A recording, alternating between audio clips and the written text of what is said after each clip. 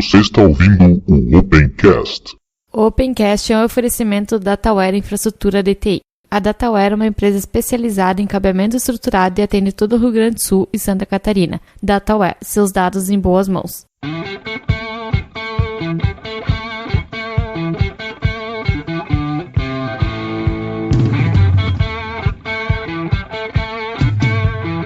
Está começando mais um Opencast, o seu podcast sobre tecnologia livre. Hoje eu, Ivan, juntamente aqui com o Diego. Tudo bem, Diego? Tudo certo. Bom dia, boa tarde, boa noite a todos os ouvintes aí. E vamos para mais um episódio. Isso aí, vamos voltando com o Opencast depois de bastante trabalho, que faltava tempo para fazer a gravação. É isso aí, mas a gente tá com uma pauta grande aí, bastante notícia aí. Não sei se vai dar pra... Acredito que não vai dar pra passar toda a pauta, hein, mas temos bastante novidade. Beleza, vamos tentar fazer o que dá. Hoje somos só nós dois, não consegui falar com o Og em tempo, e o Aprígio também, né? Bom, só falar o que aconteceu antes, era pra ter sido gravado, mas faltou luz aqui em casa, né? Daí o Aprígio tava participando, só que eu fiquei sem luz, aí não adiantou, né? Mas ainda vai ter bastante episódio aí pro Aprígio voltar também. Sim, daqui um pouco ele tá aí participando de novo aí também, aí a gente consegue, é sempre legal ter a participação dele, que ele sempre tem bastante coisa pra falar, principalmente na parte de servidores aí. Isso aí. Espaço da Comunidade. E o Espaço da Comunidade dessa semana tem um anúncio especial. Nossa loja finalmente está no ar, por isso que a gente demorou tanto assim para entrar com um novo episódio. A nossa loja é um pouco diferente da maioria das lojas de podcasts ou de outros sites. A gente não vai ficar vendendo caneca e camiseta. Talvez, quem sabe, um dia a gente venda também isso, né? Na verdade, a gente tem a caneca e camiseta em um outro site no Vitrine Pix, que você também pode fazer a compra. No entanto, a nossa loja vende equipamentos de informática e equipamentos de rede. Então lá você vai encontrar qualquer coisa que a gente mostrar aqui no site, de computadores, de notebooks, acessórios para computadores, servidores, mas também vai encontrar cabo de rede, acessórios para rede, switches, essas coisas, ou seja, tudo que for relacionado à informática e principalmente a cabeamento estruturado, você vai encontrar na nossa loja. E para os ouvintes do Opencast, tem promoção, logicamente. Utilizando o cupom de desconto Opencast, na hora lá de fechar o seu carrinho, de finalizar a sua compra, você vai ter lá 7% de desconto. E é isso aí, pessoal. Colabore com a gente, compre no nosso site, que quem vai ganhar vão ser vocês, com ótimos produtos de boa procedência, e o site também vai ganhar, podendo comprar mais coisas, melhorar sua qualidade e principalmente poder manter o site, né? Essa vai ser a nossa principal fonte de renda. Mas se você não quer comprar nada, mas quer nos ajudar financeiramente, ainda também temos um link ali para você poder fazer colaborações espontâneas, esporádicas, ou então colaborações mensais. Todos os links estão aí no post, só dá uma conferidinha ali, já vai estar no início do post todas as informações. Bom, vamos para os comentários, que ninguém mandou e-mail, nós temos os comentários lá no site. O primeiro comentário é do Ounei Araújo. Ele disse o seguinte: olá pessoal, muito bom episódio. A boa notícia foi saber que o Aprígio estará de volta em breve. Com relação à notícia sobre a falência do modelo de software livre, me pareceu um pouco estranho que o título da matéria faz referência a especialistas, no plural. Porém, quando se lê a matéria, o que temos é majoritariamente a opinião de uma única pessoa. O nome um professor é citado rapidamente em um parágrafo de 5 linhas. E mesmo assim, me parece que ele falava sobre estratégia de marketing das grandes empresas. Sei lá, me pareceu um pouco tendenciosa essa matéria e o alvo estava claro, Red Hat. Abraço a todos. Obrigado, Ney, pela sua colaboração. É o que a gente achou também, né? É um negócio bem tendencioso. O Eduardo Klozowski também voltou a participar. Ele disse: fiquei surpreso ao ver um episódio novo tão rápido, mas estou aqui novamente. Se quiserem me convidar para participar de algum episódio, é só chamar. Porém, vamos ter que combinar o horário. Ainda mais que esta é minha última semana de férias da faculdade. Fiquei um pouco confuso quando falaram do software livre nas TVs. Era o OpenSSL ou o OpenSSH? Acho que trocaram um pouco na hora de falar, mas se for o OpenSSH mesmo, o monitoramento está muito mais na cara do que imaginei. Sobre o modelo de software livre, primeiro, ele nunca teve foco em ganhar dinheiro, e sim compartilhar o conhecimento para que mesmo não seja dominado por apenas uma empresa ou alguém. O mercado é uma discussão maior no movimento do open source. Junto das notícias da Intel, que não conseguiria acompanhar a lei de Moore, diz que a demanda por PCs está menor que o esperado. No mercado de jogos, temos a Konami deixando os AAA para focar em jogos mobile, a Nvidia apostando no mercado de streaming com seu console, além de vários jogos com microtransações. Na minha opinião, as empresas estão focando em oferecer algo mais específico e de baixo custo. Nada de softwares grandes com várias funções e opções para desktops como antigamente, e sim algo mais simples, direto e de fácil acesso. Como as pessoas querem algo que simplesmente realmente funcione, tornar o dispositivo de acesso uma nova forma de terminal burro é o mais prático para evitar problemas de compatibilidade e desempenho, podendo assim vender o produto como um serviço, custando menos inicialmente, porém com mensalidade. Esse não é um cenário que me agrade, uma vez que não se tem mais a soberania sobre o computador, e tudo que você poderá fazer é definido pelo que as empresas vendem como serviço, novamente apresentado na palestra do Alexandre Oliva. Software livre vai no caminho exatamente oposto, descentralizando os dados e a soberania do computador para seus usuários. Infelizmente não temos nenhuma empresa ganhando dinheiro com esse modelo de software livre como as empresas que vendem serviços. Por isso é possível dizer que o modelo de software livre faliu. As empresas não o modelo. Mas também podemos dizer que o modelo do software como desktop foi junto. Agora, se o modelo de tudo na nuvem como serviço vai funcionar é outra questão. Vários lugares não têm infraestrutura adequada para o uso desses serviços, podendo dizer que esse modelo irá falir para esses lugares. Espero que esse comentário tenha ficado mais curto que os anteriores, mas que contribua da mesma forma. Só falta um dia utilizar a leitura dos comentários como sintetizador de voz. Bom, Eduardo, claro que foi bastante útil, colaborou bastante. Eu também acho que essa história de nuvem para tudo não funciona. A gente está num cenário que não tem conexão com a internet a toda hora, como alguns ainda pregam, e mesmo que tivesse, tem muita coisa que não, assim, não é que não vale a pena, mas não deveria estar na nuvem, deveria estar só local. Eu também tenho meu pezinho atrás quanto a isso. O pessoal também fez alguns comentários ali sobre o nosso player do Opencast, que ele está em Flash, e a gente falou mal do Flash. Eu ainda estou tentando achar uma alternativa de fazer com que ele toque em HTML5, mas como a gente usa um plugin e não sou nada bom, né, em trabalhar com plugins aí do WordPress, como eu já disse umas outras vezes ali, eu já fui desenvolvedor HTML e PHP, ou melhor, HTML não é linguagem, né, gente?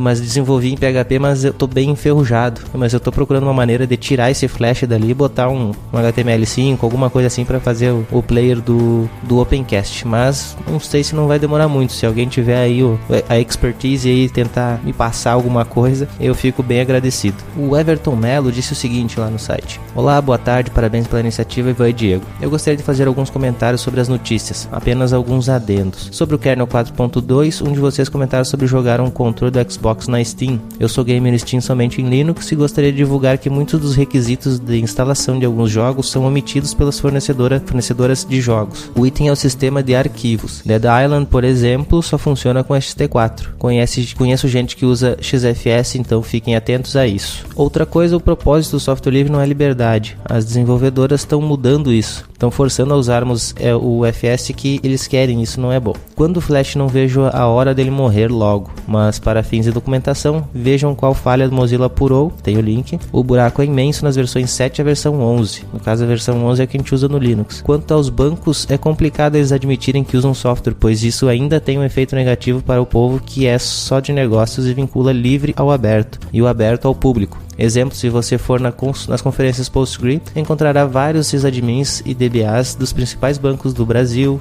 porém, poucos eles estarão usando o crachá da empresa. E quanto aos terminais de autoatendimento, não os outros, mas já travei um terminal do Itaú com Windows XP, isso faz algum tempo, não sei se ainda é Microsoft Kernel 5.1, e já consegui acessar a ajuda do Windows XP também num caixa eletrônico do Banco Santander, e com a ajuda aberta, abri o CMD e dei um restart. E ele tem fotos aqui dos terminais de atendimento da Sabesp aqui em São Paulo, dava para fazer o mesmo. Aí tem até uma fotinha de qual que é o terminal. Quanto à notícia da Computer World, comecei a ler e nem terminei. Nem tem quem foi o autor desse texto, coisa de gente irresponsável. Parei de ler notícias desse site e do IDGenal faz tempo. Eles traduzem de qualquer jeito ou mesmo copiam matérias deturbando o software livre, pois isso dá repercussão. Para combater esse tipo de notícia falha e irresponsável, leiam aqui, tem um link que vai ficar ali no post também, que é um guia de migração para software livre baseado no PMBOK, de José Bernardo Neto, e é uma tese de mestrado do ITA, que trata com destreza esse assunto. E outra coisa, a nuvem não é a solução para tudo. Tem outro link ali também. A Microsoft não divulga isso, já que pode afetar a fé das pessoas com esse tipo de serviço dedicado. Para saber quem no governo usa software livre e quem contribui, acompanha aqui, tem softwarelivre.gov.br/caso de uso e continue assim. Um grande abraço e muito sucesso. Muito obrigado, Everton Melo. Informações aí bem importantes pra gente divulgar. O Marcos Alberto Marques também deixou comentário e disse: para controlar o Chromecast a partir do Google Chrome no Ubuntu, por exemplo, ou qualquer outra distribuição Linux, você precisará adicionar uma regra para aceitar pacotes UDP em todas as portas efêmeras. O intervalo de portas efêmeras para o pacote multicast inicial deve ser 32.768 até 61.000. Você pode verificar isso com o seguinte comando, né? Tem ali o cat, não vou falar o comando aqui que não vai adiantar. Então tem a regrinha ali que deve funcionar para isso. E ele disse que eu tirei a dica do seguinte link, tem também o atalho, a gente vai deixar na postagem. E ainda não tive a oportunidade de testar, pois não tenho Chromecast. Se alguém tiver o mesmo e fizer o teste e correr tudo bem, só deixar o feedback. Muito bom esse episódio, só não consigo entender a cabeça de certas pessoas no mundo da tecnologia. A matéria lá que fala que o modelo de software livre é um fracasso parece mesmo uma verdadeira piada. Se fracassar é ter lucro de mais de 1 bilhão como a Red Hat teve em 2013, eu sinceramente gostaria de fracassar todos os anos. Isso aí, né, Marcos? Obrigado aí pelo comentário. É verdade, eu também queria fracassar com lucro de 1 bilhão todo ano. Bom, galera, para finalizar então o espaço da comunidade, eu queria só dar mais um recado que já foi dado lá no site, que é a campanha de financiamento do terceiro encontro nacional do LibreOffice. O pessoal tá precisando de dinheiro para fazer e tem lá uma campanha no site Kikante, vai ficar o link aí para quem quiser colaborar pro evento sair, né? Que eles precisam pagar as passagens e outros custos que eles têm para fazer o evento. Hoje eles querem arrecadar R$6.000. Já arrecadaram, no momento que eu tô fazendo essa gravação, apenas R$900. Eu acho que a comunidade é capaz de fazer bem mais que isso. Então vamos lá, pessoal, quem puder colaborar aí, as colaborações mínimas são de R$15. Você já recebe um agradecimento da organização, e se você tiver com bastante dinheiro sobrando aí, tem contribuições lá também de R$5.000 que ganham bastante coisa, né? Seria mais para empresas fazerem isso. Certo, pessoal? Então fique aí com o episódio. Eu e o Diego falando um pouco sobre as notícias que aconteceram no mundo do software livre aí, desde a nossa última parada.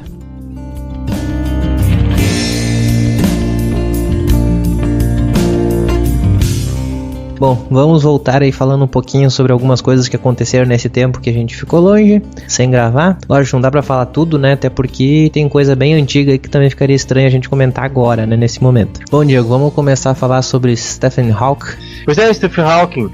A Intel, ela liberou um software que é utilizado pelo computadorzinho que fica na cadeira de rodas dele, para fazer a comunicação dele com ele que usa o sintetizador de voz, né? Sim. Diego, só uma coisa, quem que é Stephen Hawking primeiro? Pois quem que é a gente conhece, né? Mas vai saber se o pessoal, todo mundo conhece, né? Pois é aquele físico, pra todo mundo entender assim, pra quem nunca ouviu falar associar esses dois nomes, né, Stephen Hawking, a pessoa já vai lembrar na hora, assim, quando pensar assim, que é aquele físico da cadeira de rodas, aquele cara que tá na cadeira de rodas, que não consegue se mexer e é um dos maiores físicos da atualidade. É um dos maiores cérebros atualmente, né? Sim, não dá pra dizer o maior, mas é um dos maiores. Não saberia dizer quem que é o maior, mas... sim. Mas enfim, o Stephen Hawking, né, ele tem um problema de esclerose lateral amiotrófica. É aquela mesma história que teve aquele challenge do balde de gelo, né? Isso. Desafio do balde de gelo. Então é aquela doença. Enfim, e ele utiliza esse software da Microsoft, não. Quer dizer, tem Microsoft envolvido na parada ali. Infelizmente. Infelizmente só tem a Microsoft, né? Ele é um software da Intel para fazer o reconhecimento. Eu até não sabia disso, achava que ele ainda utilizava a mão ali para mexer aquela alavanca. Também, cara. Também achava. Esse software ele pega por uma webcam o movimento da bochecha dele. Eu pensei que era sensores na bochecha. Os sensores na bochecha, enfim. Mas ele pega. São sensores ali que pegam a musculatura que ele consegue mexer melhor hoje é a da bochecha. Então, através da bochecha ali dele, ele consegue escrever as teorias dele, enfim. Até é o software mais recente esse, porque até não muito tempo atrás ele tinha uma alavanquinha, um botãozinho ali que ele conseguia utilizar com uma das mãos ali. Isso, daí digamos que escrevia, né, o que ele ia falar. Só que ele tinha atalhos, né, não era simplesmente letra por letra, né, ele tinha alguns atalhos. Sim, eu acredito que ele ainda utiliza esses atalhos, né, que ele já tinha, é mais ou menos que nem funciona o teclado do celular, que você vai escrevendo as palavras, ele vai tentando te dizer qual que é a próxima palavra, tentando completar a palavra, então conforme o que é mais utilizado, conforme o jargão técnico do contexto da conversa, o software ele consegue tentando predizer o que vai estar na sequência. E no caso dele, assim, é bem específico para ele, então consegue ir predizendo para ele quais que são as próximas palavras, assim, então ele não precisa dizer letra por letra qual é a palavra, ele vai dizendo algumas letras e vai completando, né? E o software que a gente falou antes que tinha a Microsoft envolvida é porque o software por enquanto roda só no Windows 7 e versões superiores, né? Windows 8, 10. Exato. E esse é um dos motivos para a Intel estar abrindo código, né? Isso, porque eles querem que, bom, como eles sabem no poder do software livre, sabem que mais pessoas mexendo vai ser possível portar para outras plataformas e também melhorar bastante, né, a qualidade do software. Sim, eu até estava vendo abrir o GitHub do projeto e parece que só tem um desenvolvedor só. Eu não vi, deixa eu ver agora. Eu tinha visto, não deve ser só um desenvolvedor, mas eu tinha visto alguma coisa no site da Intel. Tem no GitHub um contribuidor só, 22 commits. Que era uma pessoa só que tinha fotinho, eu não lembro qual site que eu abri o site do projeto, eu acho que é. Tem lá o Sai pra SADB01 usuário, que deve ser um indiano isso aqui, cara. Mas aqui, lá embaixo, lá é o site do projeto, é o Sai pra Saj, dono do projeto. Então, a princípio, não sei se é só ele que trabalha nesse, aparentemente parece ser uma pessoa indiana, né, mas enfim, não sei se a cara parece indiana. Se é só essa pessoa que trabalha no projeto, acredito até que não, mas a principal cabeça por trás desse projeto é essa pessoa, é o Sai ali, aparentemente indiano. Podemos estar sendo preconceituosos, né, porque ele tem cara de indiano, mas não sei se é. Não, preconceito, é no sentido de tentar dizer, provavelmente a nacionalidade dele é essa. Ou pelo menos a origem da pessoa, né, a pessoa pode ter nascido nos Estados Unidos, mas tem a nacionalidade, de descendência indiana, digamos assim. Sim. Da mesma forma que nós somos descendentes italianos. Vou ser bem polêmico, então. Eu acho que essa iniciativa da Intel é milhões de vezes melhores do que a iniciativa do Zuckerberg de fazer o balde de gelo, né? Milhões de vezes mais efetiva. Isso. Porque realmente resolve alguma coisa. Claro, a iniciativa do Zuckerberg, eu até entendo a importância que é para trazer à tona, tornar visível o problema. É fazer as pessoas saberem do que se trata. Mas a principal pessoa que poderia falar isso seria o próprio Stephen Hawking, né? E essa iniciativa da Intel realmente faz algo realmente de prático, que é trazer um software que pode ajudar não só essas pessoas, mas qualquer tipo de pessoa que tenha uma dificuldade de mobilidade, né? É uma questão de acessibilidade. No caso, para pessoas que não têm movimento, poderia ajudar pessoas que são tetraplégicas. Também. Mas no caso aí teria que ter afetado a fala, né? Sim, também. Mas imagine numa situação extrema, uma pessoa tetraplégica que ao mesmo tempo por algum outro motivo é muda. Então essa pessoa não tem movimento nem de mãos, nem de braços, e só tem movimentos da cabeça, do pescoço para cima, mas não consegue falar. Então a pessoa tem que de alguma outra forma se expressar. Ela poderia usar alguma coisa que a pessoa pegue com a boca e vai batendo em alguma tela, alguma coisa assim, algum tipo de teclado para poder se comunicar. Mas quem sabe com essa tecnologia seja mais fácil, né? A pessoa consegue, não só com sensores na bochecha, no caso de ser sensor na bochecha, mas sensor conforme o movimento dos olhos, movimento de outros músculos da face do rosto, conseguir fazer uma interação com o computador, né? Bom, vamos ver se tem alguém que vai contribuir aí dos nossos ouvintes. Sim, interessante. Seria bem legal. Um negócio legal de se trabalhar até em faculdades, né? Bota a piazada a aprender a programar. Inclusive, a gente fez um programa sobre acessibilidade no Linux há muito tempo, né? Sim, foi episódio, sei lá, 4, 5 por ali. A gente chegou a fazer isso, focado mais pra deficiência visual, né? Isso. Mas já tratamos desse assunto aqui nesse canal, aqui nesse ambiente. Podcast. Bom, vamos pra próxima então. Pois é, a API Vulkan, não sei se é Vulkan, enfim. Pela fotinha ali tem o como é que é o nome do cidadão agora, Porcudinho? Lá do Star Trek. O Spock? O Spock. Temos a fotinha do Spock, então. Acho que é Vulcan mesmo. Os vulcanianos? Então, enfim, essa API Vulcan, ou Vulcan, enfim, qual que é a pronúncia, não sei qual que é a pronúncia, mas enfim, é uma API que concorre diretamente com a ideia do que seria o JAX-X. Ela é, de certa forma, uma evolução do OpenGL e também concorre no ambiente do iOS, no ambiente do iPhone, com a API Metal, acho que é. Isso, é uma API de baixo nível para poder trabalhar a parte gráfica. Ela vai estar presente em vários sistemas, não é só para Android, ela vai estar presente para Windows também, para Windows, Mac, Linux, Android, Linux com Wayland e com o Mir e com o X11 e na Steam também, para Steam Machines, acho que é. O que ela vai fazer, que ela vai deixar o desempenho vai poder ser melhorado, porque o desenvolvedor do jogo não vai falar diretamente com o driver, e sim com o hardware mesmo, né? É isso que eu entendi, pelo menos. Isso. Hoje no Android ainda é um pouquinho chato de tu fazer um desenvolvimento 3D mais apurado no Android, por causa que a comunicação não tem um nível de abstração tão grande, um nível de abstração ideal como teria trabalhando no desktop, por exemplo. Então no Android ainda é um pouquinho mais chato, então essa API vem justamente para pegar esse gap de mercado ali na parte de APIs pro Android. É uma deficiência do Android hoje, que falta um pouquinho de facilidade em programar. Não é que não se consiga fazer os recursos que existem hoje, não é que existem hoje, que vão passar a ter através da Vulkan, não é que não se possa fazer hoje, mas é mais trabalhoso. É bem mais trabalhoso, né? Então vem a facilitar o desenvolvimento, e facilitando o desenvolvimento permite mais aplicativos,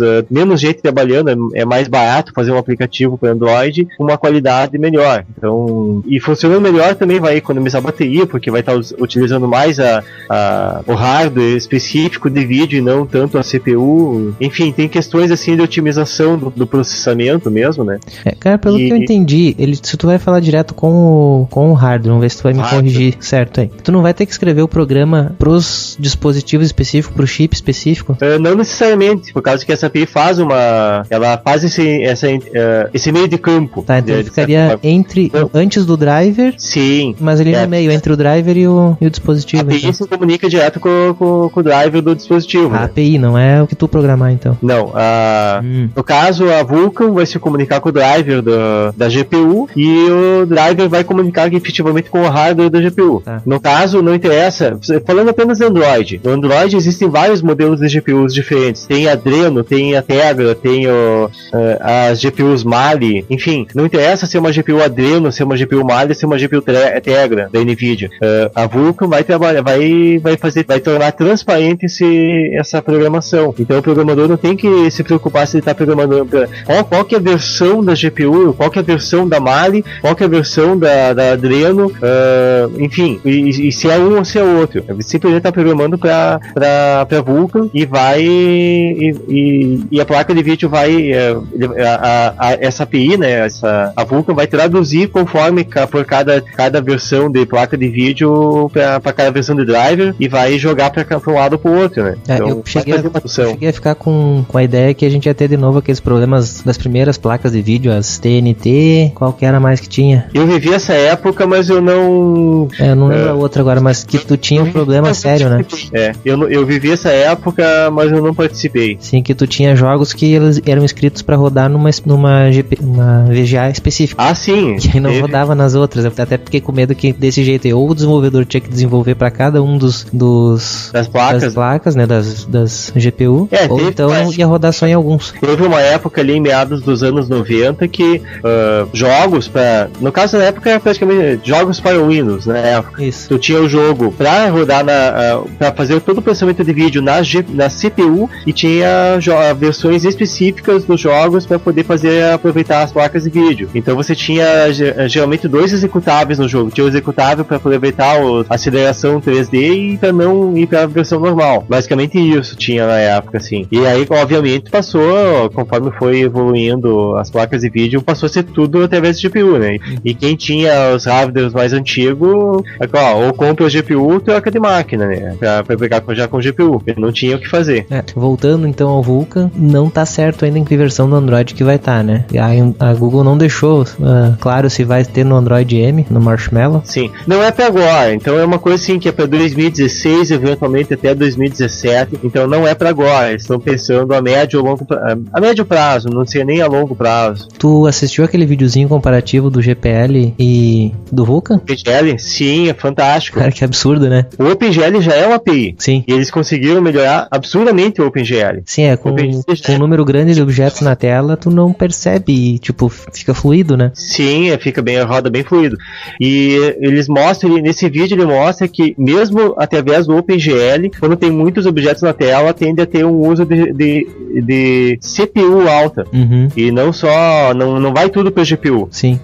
Ainda mesmo assim, o OpenGL ainda utiliza muita CPU em vez de utilizar a GPU. E a Vulkan consegue utilizar muito mais a GPU, né, a placa de vídeo, do que a CPU. A CPU fica praticamente ociosa. Isso é bem interessante. Isso otimiza muito a parada e faz a coisa rodar muito fluida. Bem, enfim, vai ter nos links ali, vai ter essa matéria, e seria muito legal vocês assistirem esse vídeo, porque eu acho que eu vou botar direto na página o vídeo. Vou embedar ele. É muito brutal essa diferença. A outra coisa também que é importante dizer é que praticamente todo o dispositivo fabricado a partir de 2013 vai ter o suporte a Vulkan, né? Ah, sim. Desde que os fabricantes colaborem, né? E façam sua parte também. Sim, isso é bem importante salientar, né? Que as placas de vídeo já estão prontas para ter esse upgrade. Não tem que trocar de hardware. Basicamente o que tem que fazer os fabricantes de celular, as empresas que vendem o celular, se espicharem para atualizar o Android quando tiver essa atualização. Então é uma questão da Samsung, da Motorola,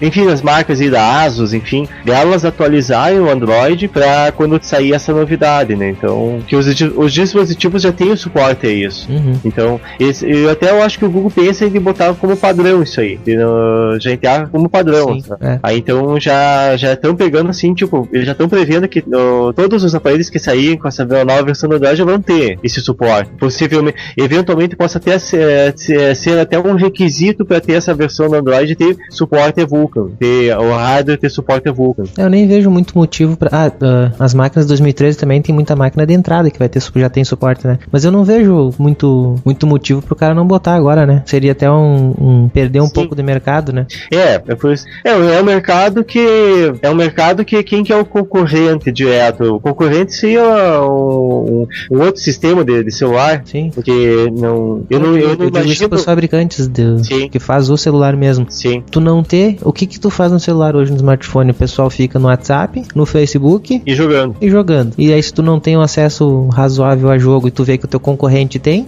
seria um puta de diferencial, né? Imagine, por exemplo, se a Samsung resolve de colocar uma versão prévia que seja do Vulkan por conta própria no Android que eles têm hoje. Uhum. Por exemplo, no Android 5.1 eles resolvem colocar no Android 5.1 de alguma forma fazer um updatezinho ali que dê pra colocar o Vulkan. Seria fantástico. Com certeza. Quem sabe até a interface gráfica deles melhore, né? Não sei se tecnicamente eles têm como fazer isso, acredito que sim, mas acho que sim. Imagine que interessante, que diferencial de mercado eles teriam, né? O nosso celular vai ser mais rápido agora. Não, daria uma sobrevida ao próprio sistema deles, porque sim. Dizer aquela interfacezinha. Meu pai tem um Samsung A5 com TouchWiz, que lixo. Mas o Samsung ele tem um problema, né? Que o Samsung deve existir uns 5 mil modelos de celular nos últimos 3 anos da Samsung. Sim. Acho que a cada mês saem 5 modelos. Então só fazem uma vez por ano, 2 vezes por ano, o lançamento dos S, né? Sim, e Galaxy, tem Galaxy. Cada estrela no céu tem 2 Galaxy, mais ou menos. Eu acho. Nossa, tem muito Galaxy. Tem mais Galaxy do que todos os restos do Android, praticamente. Eu acho. Tia, vamos passar pra próxima que a gente continua em jogo. Ah, sim, continuando na parte de games ali, né? Isso, vamos falar sobre o Smack, deve ser Smack, né? Smack, o portátil da Steam. Smack Zero. Cara, já tinha sido anunciado uma possível versão desse portátil, né, da Steam. Aí Sim. tava com outro nome, que era Steam Boy. Steam Boy.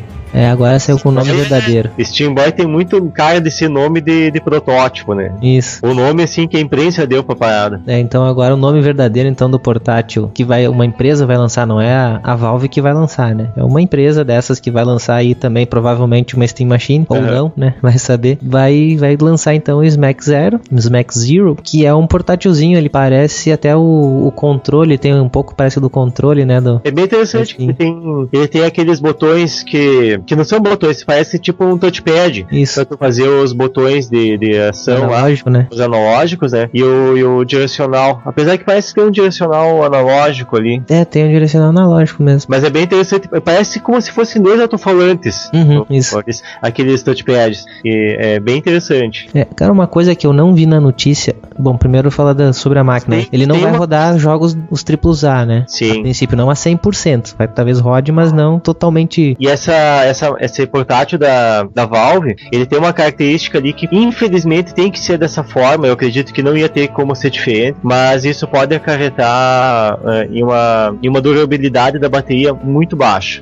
Não é durabilidade, sim, vai durar menos anos, mas vai durar a carga da bateria, né? A carga da bateria vai ser muito reduzida, por causa que é um processador x86, é um processador da AMD baseado na CPU Jaguar, com 4 GB de RAM e 32 GB de memória interna nesse aparelho vai ter, né? E ele não vai rodar jogos com qualidade reduzida, ele vai rodar o que ele roda no talo. É um computador. É só os AAA mesmo que não vão rodar por 100%, porque daí tu precisaria estar com, acho que uma bateria de caminhão nas costas, né, pra manter. Por causa que tu não, por limitações técnicas, tu não vai colocar uma CPU x86 com uma placa de vídeo em cima disso e esperar que uma bateria portátil aguente. Porque não são jogos portados para um portátil, são os mesmos jogos que rodam no PC, né?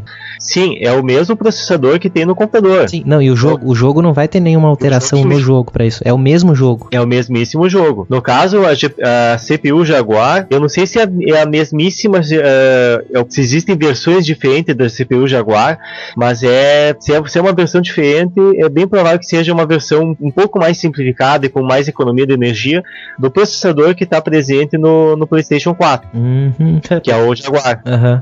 Provavelmente é uma versão mais simplificada, com mais economia de energia, com um clock menor, enfim, mas o fato de ser x86, ter toda aquela carga de compatibilidade que a arquitetura x86 tem que trazer com softwares feitos para PC lá dos anos 80, e o fato de trazer toda essa carga de compatibilidade torna essa arquitetura um pouco morosa, assim, lenta. Ela é pesada, a arquitetura consome bastante energia, por mais que recentemente tanto a AMD quanto a Intel, os caras têm feito milagre para poder fazer notebooks com esses processadores durarem mais do que 2 horas de bateria. Uma coisa que eu não vi aqui nas notícias é se ele vai rodar a versão do Windows ou a versão SteamOS mesmo, porque não ficou claro, né? Tecnicamente pode rodar as duas. Pois é, mas eu não sei se vai ter as duas opções, se vai ter só uma delas, e se for uma só, qual vai ser, né? Eles não... Aí o preço também a gente não falou, né? Em pré-venda ele custa $299, ou na Europa, 299 euros. Na Europa tá mais barato. Não, mentira. Não, mais caro.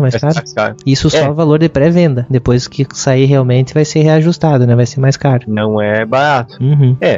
É um computador, é realmente um computador. É um computador x86 que vai ter uma BIOS ali, que eventualmente alguém vai pegar um aparelho desses e vai hackear e vai instalar, vai dar um jeito de instalar o Ubuntu, vai instalar Debian em cima de uma máquina com dessa. certeza. Alguém vai dar um jeito de hackear uma máquina dessa e instalar uma outra coisa aí. Cara, eu tô vendo rodar ali o Ubuntu pra telefone, cara. Mas tem a versão do Ubuntu pra telefone pra x86? Cara, é só mudar o kernel no fim das contas. Né? Mas todo o software que tá agregado pra essa distribuição pra telefone, ele vai ser o mesmo código. Na verdade, vai ser o mesmo código, você não vai nem precisar mudar o kernel, vai ter o kernel pra ele. Porque a ideia é ser a mesma base de código pros dois, pro celular e pro desktop. Então. A ideia, né? Se vai sair de fato, não sei. Sim. Sempre quando fazem, quase sempre, eu diria, pra não dizer sempre, quando tu tem um software que é que é para x86 e esse mesmo software para ARM, tu vai ter que, geralmente não é só recompilar, às vezes tem que fazer algum ajustezinho ali. Sim, com certeza, algum patchzinho vai ter que ser aplicado. Sim. E quando você tem um software, por exemplo, sei lá, tem um sistema que ele tem a versão dos dois, imaginando o Ubuntu para não sei se ainda tem hoje o Ubuntu para ARM, mas enfim, a versão de ARM do sistema e a versão do x86 do mesmo sistema, tem diferença nos pacotes, tem softwares que provavelmente foram reescritos totalmente para ter a versão de ARM, que é uma versão não tão comum para softwares de uso doméstico. É esperar, cara, mas eu duvido que não vai sair, nem que seja meio capenga, mas vai sair. Sim, vamos fazer alguma coisa, com certeza. Vamos pegar o Smart Zero e vamos rodar alguma outra coisa. Eu tenho quase certeza que alguém vai pegar e vai dar um jeito de instalar o Windows 95 nativo. Isso aí. Vai dar um jeito de instalar Debian, Fedora, tudo quanto é distribuição de Linux em cima de uma máquina dessas. Pô, mas o Windows 95 foi forte, hein? Cara, foi o pessoal do Retrocomputaria, que é um outro podcast voltado para falar de computação antiga, né? De retrocomputação. E um dos caras do podcast, ele pegou um notebook atual e fez rodar nativamente o Windows 1.0. Nossa senhora. O cara pegou um drive de disquete USB ali, conseguiu algum lugar lá, devia ter disquete, porque eles têm computadores antigos, né? Devia ter disquetes antigos funcionando perfeitamente. Botou as imagens de disco do sistema no disquete e fez botar numa máquina atual. Claro, ele teve que configurar a BIOS lá para poder entrar em modo compatibilidade, enfim. E o cara fez rodar nativamente numa máquina atual um software escrito na década de 80. Pô, cara, eu tentei rodar uns jogos, imagina, não consegui. Essa é a questão, é por isso que a minha preocupação de bateria do Steam Boy, não, do Smart Zero, por causa que é um processador que dentro desse processador tem compatibilidade para rodar coisas dos anos 80, lá da Arca da Velha.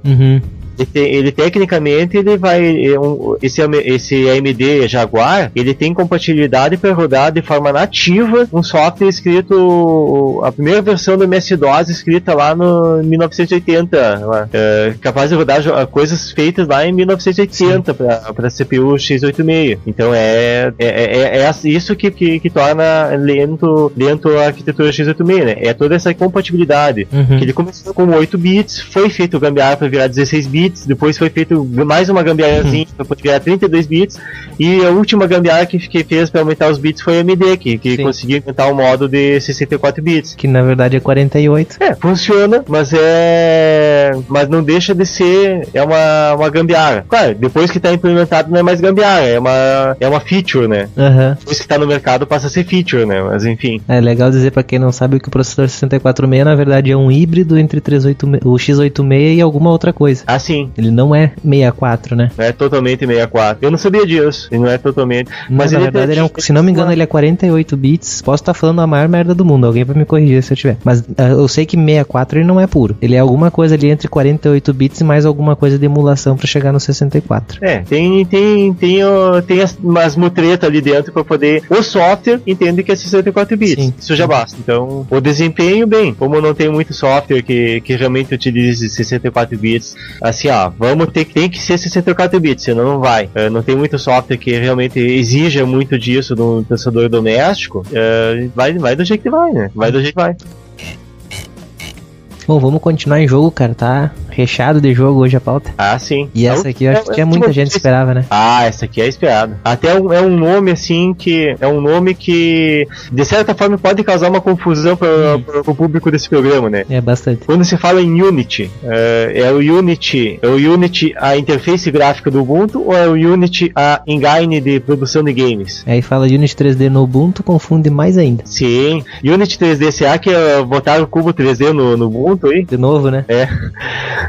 Não se trata do cubo 3D, apesar que o pessoal pode criar um cubo 3D dentro da engine aí, mas é a engine de produção de jogos, que é uma suíte de um aplicativo para poder fazer o desenvolvimento de jogos, que hoje ela é multiplataforma, agora ela já está disponível no Linux, mais precisamente no Ubuntu. Antes ela era assim, tu desenvolvia em outra plataforma e compilava para Linux, né? Sim, mas tu não conseguia desenvolver no Linux. Sim, agora já dá para desenvolver no Linux. Unix. É uma engine que produz jogos para tudo quanto é plataforma, né?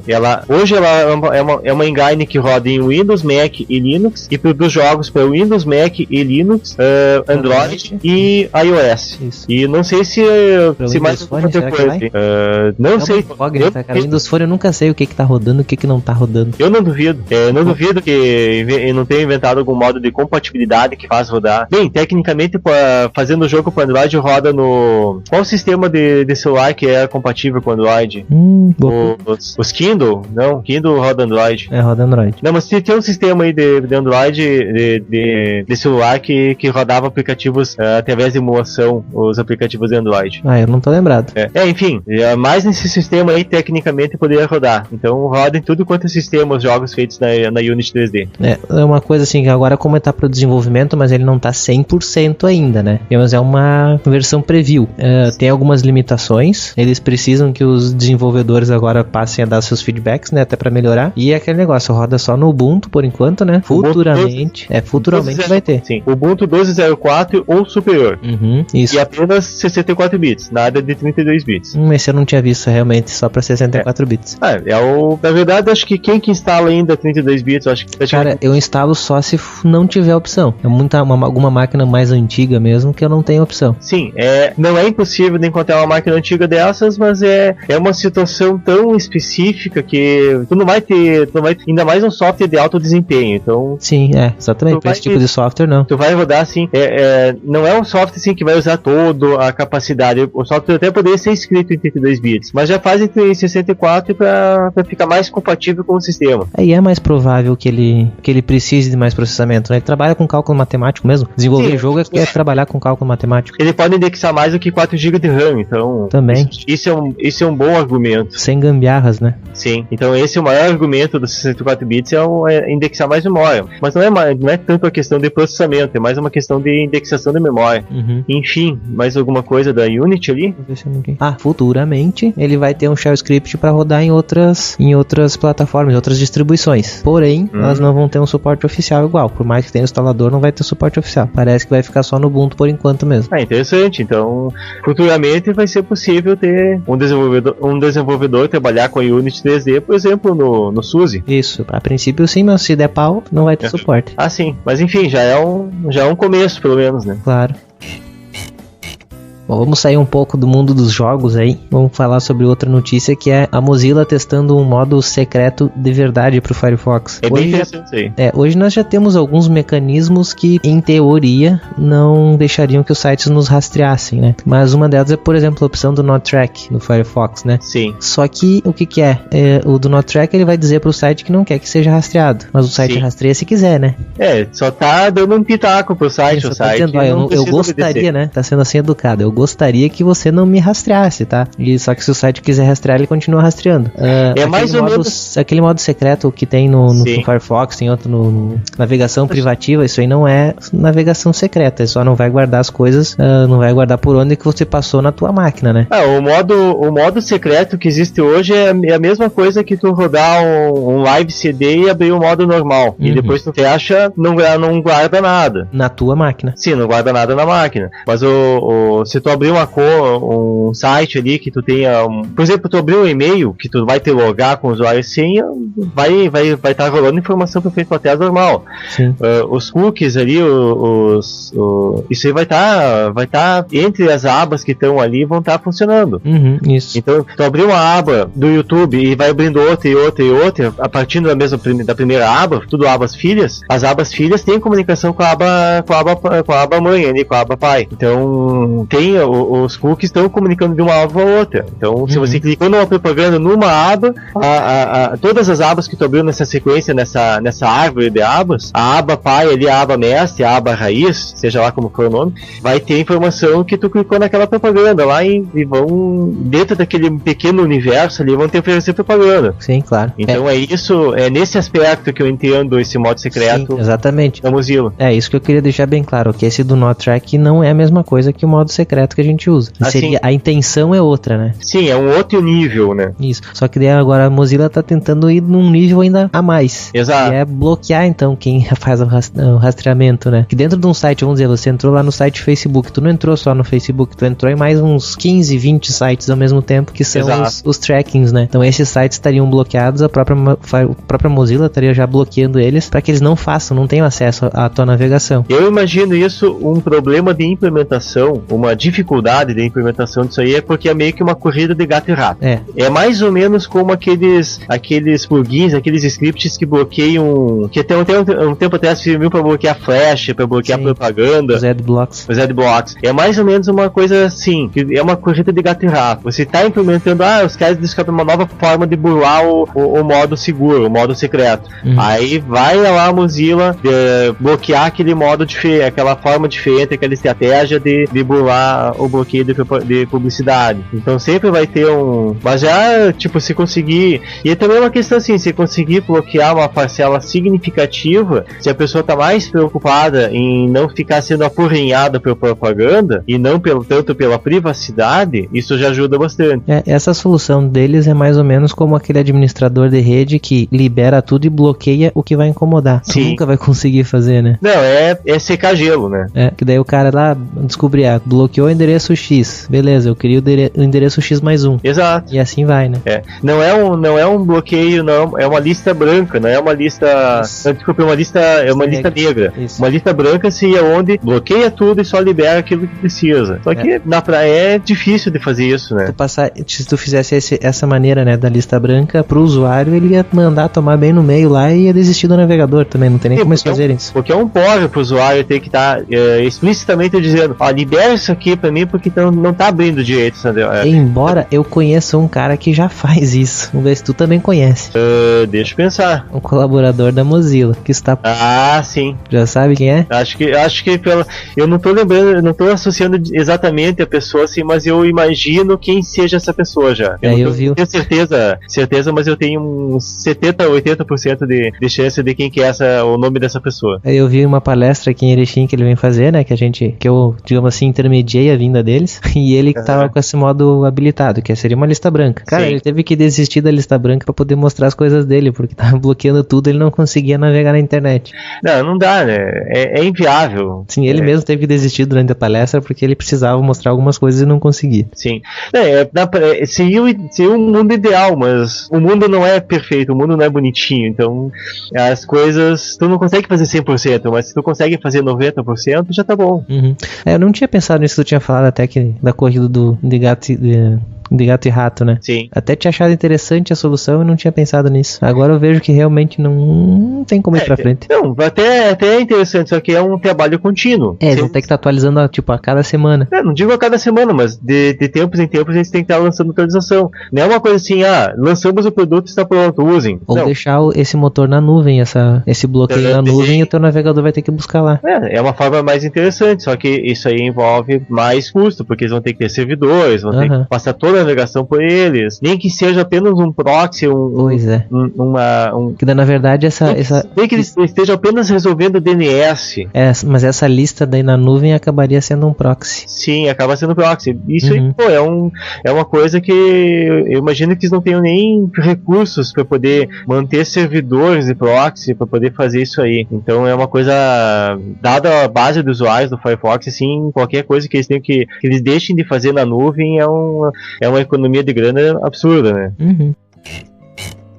Mas enfim, tem mais uma notícia aí do Firefox também, né? Não, tem mais duas, na verdade. Uma notícia que tem 2 links relatando essa notícia, né? Que o Firefox, eu não sei se essa versão de agora, ou se a próxima versão que está para entrar, ela vai ter uma forma de portar facilmente plugins do Google Chrome, do Opera e eventualmente do Edge, que é a nova roupagem do Internet Explorer, para o Firefox. Então, eles estão facilitando a migração de plugins de outros navegadores para o Firefox. Ou seja, eles querem aumentar a base de software, de plugins para o Firefox através de migração de plugins de outros navegadores.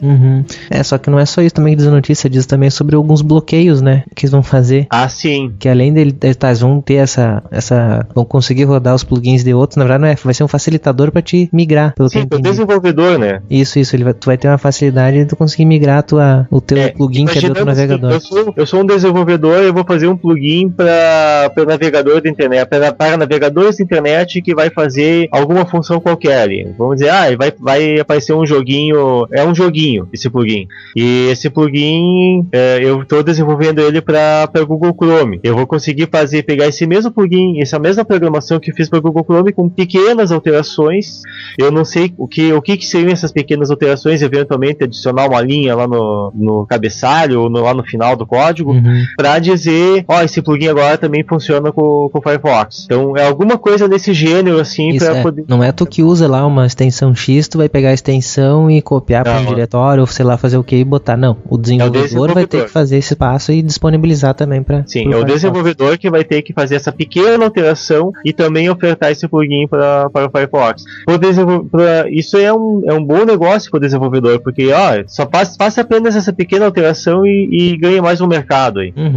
E junto nessa notícia aí entra os bloqueios de outras extensões não assinadas, né? Cara, tô vendo isso aí dar um pepino com coisa de banco, tô vendo, porque eu não vou te dar certeza, mas tem muito banco com coisas auto-assinadas e provavelmente vai cair nessa regra aí, que vão bloquear os plugins de banco. Que é um vespeiro, né? Eventualmente vai ficar tipo que nem hoje é para poder habilitar o plugin do Java, do Flash no navegador, que é um inferno, né? Tem plugins que não são padrão do sistema ali, acaba sendo complicado, principalmente no Java. Para você dizer pro navegador, eu quero rodar esse applet Java, as pessoas, é mais fácil de pegar e refazer o applet em HTML5 do que tentar rodar ele. Cara, isso aí que eu me pergunto, por que os bancos não fazem essa porcaria em HTML5 e resolve o problema de vez? Pois é. A coisa anda devagar. E na prática, assim, hoje em dia tem muito usuário de banco que a pessoa que fazia aquela funçãozinha básica no computador, que ia consultar saldo, que ia olhar extrato, ia fazer eventualmente uma transferência para um lado para o outro ali, muita gente que fazia isso tá migrando para fazer no celular ou no tablet. Também. Mas tu viu que também os aplicativos de celular tão foda, né? Tão fraquinho também. Sim. Não, olhando pelo ponto de vista do usuário, o usuário olha assim, mas tá difícil fazer isso aqui no computador, vou fazer no celular. Sim, acaba saindo de uma peneira pra um buraco mesmo, né? Que não tem segurança, né? É complicado, né? Tanto o Android quanto... principalmente o Android, né? Que o Android é meio que uma casa da mãe Joana pra tu fazer o aplicativo pra ele. Tu não tem uma verificação, né? Uma pré-seleção pra ver se dá pra ir ou não pra loja. Sim. Claro, tem questões assim, é que nem Mercado Livre. Você tem que olhar quantas pessoas já baixaram aquilo, tem que olhar se tá bem cotado, se...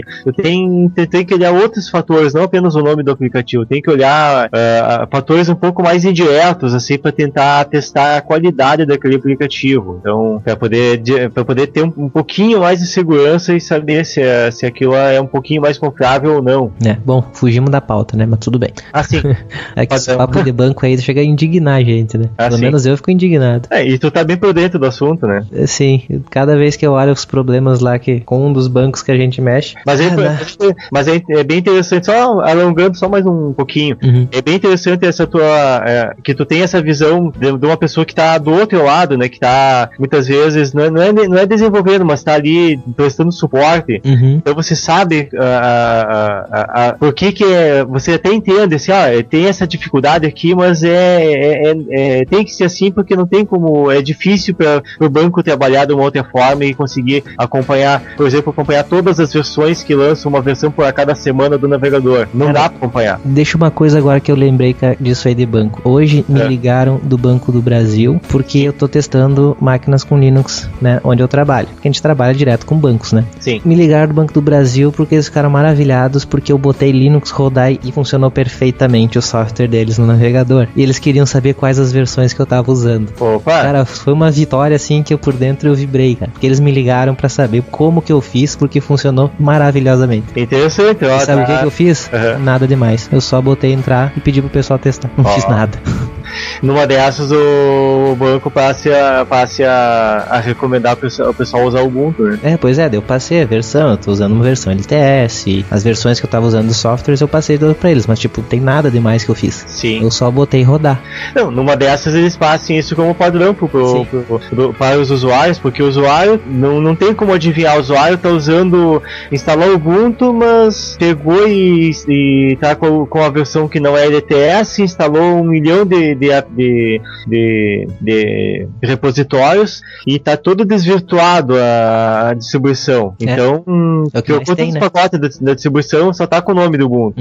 Então, não tem muito o que fazer quando mexeu demais ali no... Sim, a única coisa que eu fiz, botei o Java, que no caso ainda continua sendo usado, e o restante é o Ubuntu atualizado. Sim. Uma versão LTS, lógico. Tu usa a última versão do Java ou é uma versão específica? Foi a última que eu usei. Então, ó, não tem... A 860, eu acho que era a última. Eventualmente pode ser que o usuário não sabe ali que instalou uma outra versão sem querer. Botou o OpenJDK, que eu não consegui testar porque a gente tem coisas específicas que não iam rodar no OpenJDK, por isso que não foi usado. Que daí é sistema interno, né? Que é coisa em sistema interno que não roda. Não pode que ser isso também. No caso do Banco do Brasil. O OpenJDK tem suas limitações, sim. Porque por padrão o usuário tem que ativamente ir lá escolher no repositório lá para botar o Java. Na verdade, teria que fazer a licença do Java não permite que ele seja empacotado e distribuído. Tem que baixar o fonte e compilar. Ixi. Limitações da Oracle. Não era nem da Sun, essa é uma limitação da Oracle. É possível que o banco esteja pensando em como fazer esse negócio funcionar bem no OpenJDK. Mas eu falei pra eles o que eu usava, que no caso era o da Oracle, né? Sim. Eventualmente eles consigam uma forma de botar um link direto, né? Assim, tem como. Se alguém não quiser saber depois como é que bota também a versão do Java, tem até no site lá do Ubuntu, a versão da Oracle. O Banco do Brasil vai botar um link do Ubuntu lá ensinando a instalar o Java. Daria uns bons acessos. Bom, vamos sair dos navegadores, né, e sair desse grande parênteses que a gente abriu. Vamos falar só, a gente tá bastante atrasado pra falar dessa notícia, que é do aniversário do Linux, que fez 24 anos, agora vai se decidir pra que lado que vai, né? É assim que a gente brinca quando faz 24 anos.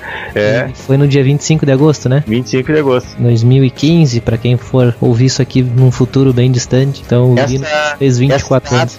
Essa data, 25 de agosto, é a data que ele colocou o código, que ele botou, que ele mandou aquele e-mail, né? Conhecido e-mail. Tem várias datas, né? Essa é a principal, né? Isso. Só na verdade, então essa aqui é mais pra gente comentar aqui, né? Dar os parabéns atrasado aí pro Linux. E vida longa e próspera, né? Desejar vida longa e próspera. Sim, que veio mais muitos aniversários, né? Isso. Mas buenas. Cara, agora vamos pro teu mundo aí, cara. A primeira... Ainda não, quase lá. A gente tem também, como teve um combo aí do Firefox, 2 notícias do Firefox, a gente tem mais 2 aí da IBM. A primeira da IBM ali é que ela liberou 50 projetos, nada mais nada menos do que 50 projetos, como open source. Basicamente ela pegou vários projetos, a maior parte, pra não dizer todos, assim, eu não conheço exatamente o que... Eu ia falar a mesma coisa, cara, não conheço nenhum que tá ali listado. Eu imagino que tenha muita coisa a respeito de desenvolvimento de software, de como é que é a expressão? Engenharia de software. Deve ter muita coisa a respeito ali de engenharia de software, de como fazer o desenvolvimento, eventualmente alguma coisa de banco de dados. Ali, o que ele diz aqui, ele diz que tem bastante coisa de serviços da nuvem, analíticas, IoT, dispositivos móveis, segurança, Watson e muito mais. Bastante coisa. Mas é interessante, e possivelmente deviam ser ferramentas que eles perceberam sim que manter fechado não estava dando era muito custoso para eles, então eles vamos abrir esses projetos aqui, e se alguém vir ajudar, melhor, e também facilita para o desenvolvimento, né? Se alguém vem ajudar para rodar numa outra versão, numa outra distribuição, melhor para eles. Enfim, são várias ferramentas aí que foram liberadas. É interessante que são várias coisas, tanto de engenharia de software, de web, de nuvem, e é bom saber que eles estão liberando ali, porque eventualmente alguém vai ajudar com esses projetos e tá evoluindo eles e eventualmente portando para uma outra distribuição, para uma outra plataforma. Então é interessante saber disso. Infelizmente, nem tu nem eu conhecia os projetos lá, né? A gente não conhece. Uma pessoa que saberia, eu acredito que saberia dizer, falar bastante em cima disso, seria o Aprígio, né? Ah, sim. Esse é capaz de conhecer os 50 projetos e ainda dizer que tem mais um escondido. Ah, sim. Não, ele ia saber dizer para que serve uma parcela, vários ali dentro deles, para poder dar exemplo, dizer o que são esses projetos, para que servem. Uhum. Mas como nós somos leigos a respeito de projetos da IBM, então... eu acho que na primeira tentativa de gravação, tu e eles e o Aprígio conversaram bastante, né? Sobre isso. A gente ficou conversando sobre a segunda notícia da IBM, que já vou fazer o gancho agora, né? Pode chamar aí. Que é eu não sei se dá pra chamar desse, não é um servidor exatamente, é um mainframe da IBM, que é o Linux One. É um mainframe da IBM que ele tem uma das opções desse sistema operacional dele, oficialmente suportado, é o Ubuntu. E a IBM ela fez parceria com a Canonical, né, para esse lançamento deles. E fora o fato de tá rodando Ubuntu, que é maravilhoso, é interessante, tem suporte a Red Hat e, enfim, tem suporte a algumas distribuições ali, e o que impressiona é a capacidade do hardware de uma máquina dessas, do mainframe desse.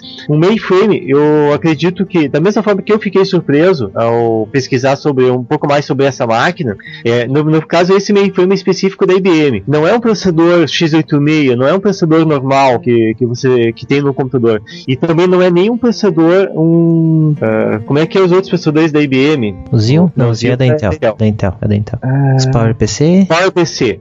Também não é nem um PowerPC, e dá a entender que não seja nem baseado nos PowerPC o processador que está nessa máquina. É um processador chamado Z13. Eu nunca tinha ouvido falar desse nome, dessa arquitetura do processador. Nem eu. Até tu botar a notícia, o link ali, eu não tinha nem eu lido também. Mas é um pequeno monstrinho. Cara, pelo que eu vi aqui. É um monstro. Deixa eu só falar esse número aqui. Ele poderia rodar até 8.000 máquinas virtuais. É impressionante. Não é nada pouco, né? Por núcleo, eu tinha visto essa informação anteriormente. A cada core desse processador poderia rodar não sei quantas máquinas virtuais. Eu tinha visto, não tá nessa notícia aqui, tá num dos links das fontes aí. Eu acho que é no link aqui do Oh My God Ubuntu. Agora eu não vou achar não. Mas enfim, era um número bem grande de máquinas virtuais por núcleo de processamento. Ele é um processador Z13, ele é um processador que tem 8 núcleos de processamento nesse chip, e eu não sei se tem vários racks dentro dessa máquina, mas o rack onde é que tá o processador, ele tem uma placa que vai cerca de 6 processadores nessa plaquinha, na placa mãe, vamos dizer assim, desse mainframe. Então, e tem vários processadores que fazem também, processadores muito, muito poderosos, que fazem a comunicação de entrada e saída da máquina. Então é uma máquina que tem uma capacidade monstruosa de fazer comunicação externa, né? Não só processamento, que não é o foco, ela tem uma capacidade de processamento absurda.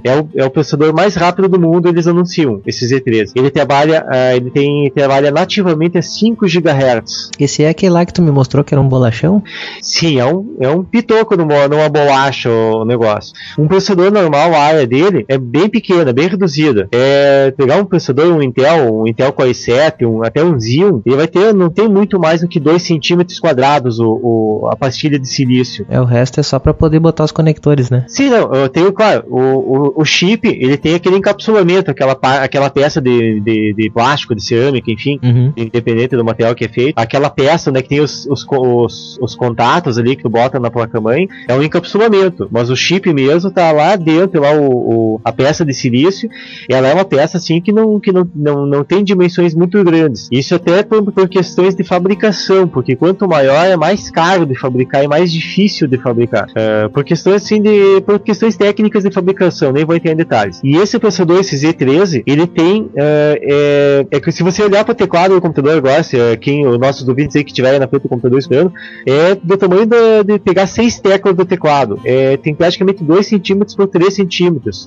3 centímetros e pouco. É muito grande a pastilha de silício desse processador. E o encapsulamento dele é quase do tamanho do teclado numérico. Então imagine, um processador normal ele tem, sei lá, 5 centímetros por 5 centímetros centímetros. Esse processador tem 8 centímetros o encapsulamento, 8, 9 centímetros, é gigantesco a placa dele.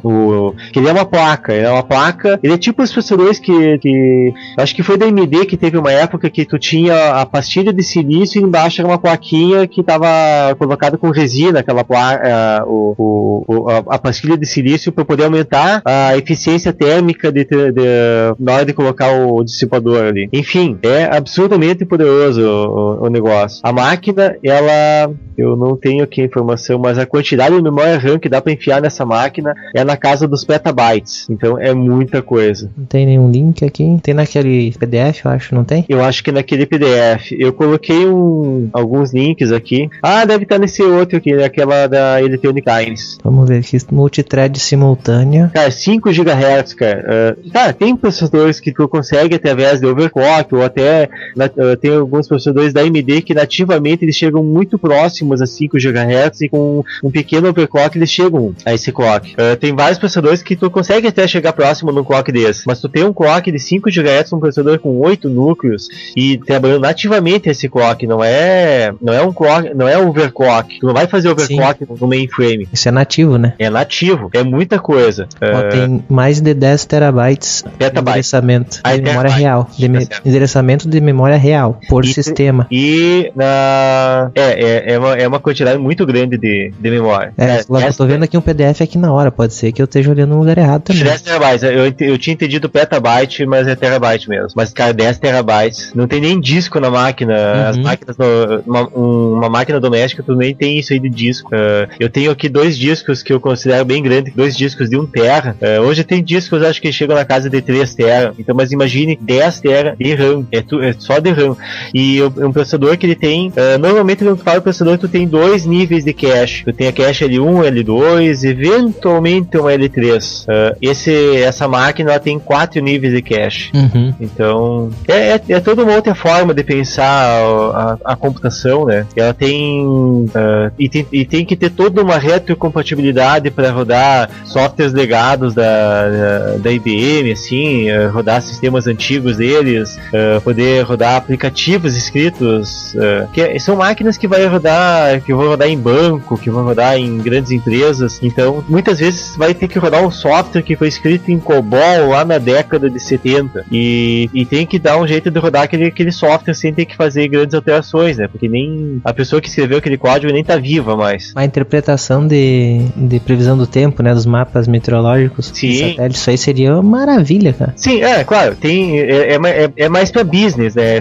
Uma máquina dessas. Claro que não é uma máquina dessas, não é voltada exatamente para fazer supercomputação. Não é exatamente esse o foco. Pensei que era esse. Não, é pra business mesmo, é pra rodar em banco, é pra rodar. Nada impede de rodar sistema de previsão do tempo, porque tu tem um processador que chega a 5 GHz focado para trabalhar dessa forma, ele deve ter uma capacidade de processamento sequencial absurda, deve ser a maior capacidade de processamento sequencial de todos os processadores existentes hoje. Então isso faz diferença, que nem todas as aplicações você pode paralelizar, e as aplicações que você não consegue paralelizar, você tem que dar um jeito de rodar sequencial. Então o sequencial dessa máquina é absurdo. E também deve ser absurdo o sistema de refrigeração numa máquina dessas.